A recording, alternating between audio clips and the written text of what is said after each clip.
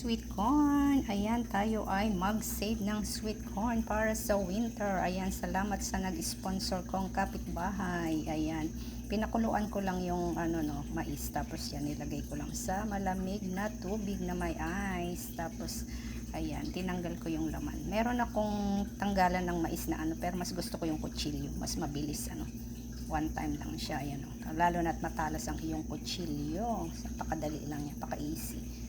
So, ayan na ang kanyang itsura. Ang sarap ng sweet corn. Napakatamis talaga, no? Hindi mo na siya kailangan lagyan ng asukal kasi super sweet na siya. So, ayan, nilagay ko lang yan sa ziplock kasi isi-save ko yan para sa winter. Meron akong magamit. Dito sa amin ay napaka-bless, lalo na pag summer, mga libre-libre lang, ang daming libre.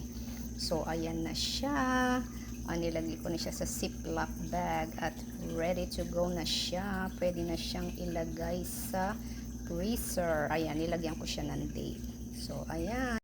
May corn na ako sa winter kasi mahal yan kapag winter.